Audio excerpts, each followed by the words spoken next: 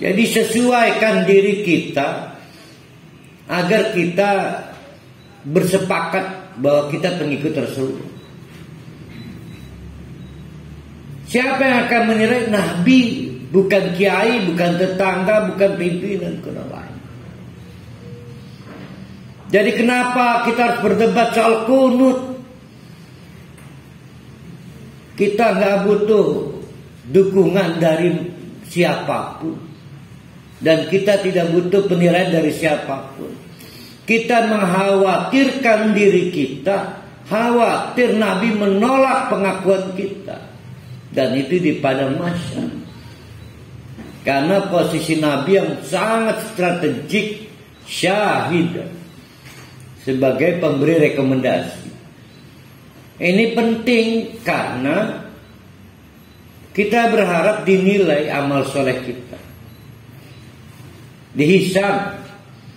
Tapi buat apa dihisab kalau kita nggak diakui oleh Nabi sebagai pengikutnya? Buat apa? Sehingga runtuhlah yang kita duga bisa menyelamatkan kita dari neraka. Sholatnya nggak dinilai hanya karena Nabi menolak mengakui kita pengikut. Memang ini berat, mungkin harus berkorban, korban ekonomi, usahanya tidak maju karena dibekot, korban sosial, tidak punya banyak teman, korban politik karena kekuasaannya lepas. Tapi sebesar apapun kesulitannya harus diikuti, maka disebut ittaba'. Yattabi'u ittiba'an. Ittiba' itu mengikuti dengan susah payah. Kalau tidak susah namanya tabi'ah.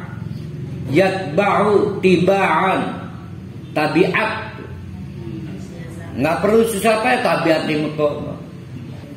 Saya mau untuk ngebentak itu perlu kajian dulu, karena nggak tabiat saya ngebentak orang. Maka saya tanya konsultan, Pak, saya mau bentak istri gimana? Waduh, suwe urusannya. Bukan saya itu penyayang pada istri, tabiat saya bukan pemarah. Tapi kalau tabiatnya pemarah, maka marah itu nggak perlu kajian.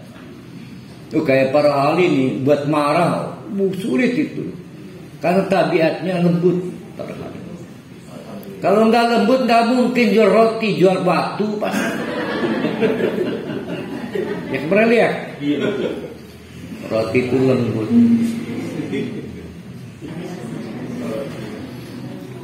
Maka Nabi Muhammad perlu kita pikirkan. Tapi daripada kita bermain flying victim, penuh judi, lah mengkulah urusannya pada mahsyar, nggak bisa diputar waktu lain, bisa. Kalau gagal udah berakhir, mendingan kita bicara sekarang. Kita sengketakan posisi kita, layak tidak kita jadi pengikut Nabi Muhammad. Mendingan sekarang. Sebab kalau nanti di padang mahsyar sudah super flying victim, udah bahaya. Gagal tidak bisa diulang. Kalau sekarang bisa kita evaluasi. Hadirkan Nabi kita sekarang sebagai saksi. Tanyakan pada Nabi, saya ini pengikutmu atau bukan? Jadi tanyakan. Tanya aja, yakinlah melalui Allah semuanya bisa terjawab. Jadi apakah kita ini pengikut Nabi atau bukan, itu bukan berdasarkan penilaian orang atau kelompok atau golongan atau madhab, karena Nabi Muhammad itu syahidan. Bagaimana cara membuat indikator bahwa kita ini memang sudah menghadirkan Nabi sebagai tolak ukur? Syahidan itu tolak ukur. Pertama adalah buktikan bahwa Nabi Muhammad itu bisyarah. Yang kedua, buktikan Nabi Muhammad itu indah. Yang disampaikan Nabi Muhammad tentang pahala dan surga itu menggembirakan. Gembira enggak, ibu-ibu? Kalau benar-benar gembira, maka lebih baik apa yang ada di akhirat daripada yang sekarang. Nah, itu pengikut Muhammad. Tapi kan kita nggak segembira itu. Tandanya kita menunda infak, menunda wakaf, terus menerus ditunda. Anak kita menghadapi anak-anak yang tidak gembira dengan janji Allah tentang surga dan tidak takut dengan janji Allah tentang neraka. Kira-kira kalau Nabi dihadirkan sekarang, mau nggak Nabi mengakui itu pengikutnya? Nah, itu yang dimaksud dengan syahid. Wa mubasyiran wa nadhira. Saya ingin memberi nasihat pada diri saya juga, bapak-bapak, ibu-ibu. Kalau mau muludan, hadirkan kembali Nabi. Tempatkan Nabi Muhammad sebagai syahidan. Suruh dia nilai diri kita sekarang ini.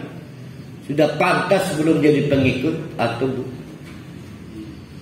Yang kedua, mari kita ukur seberapa gembiranya kita tentang akhirat.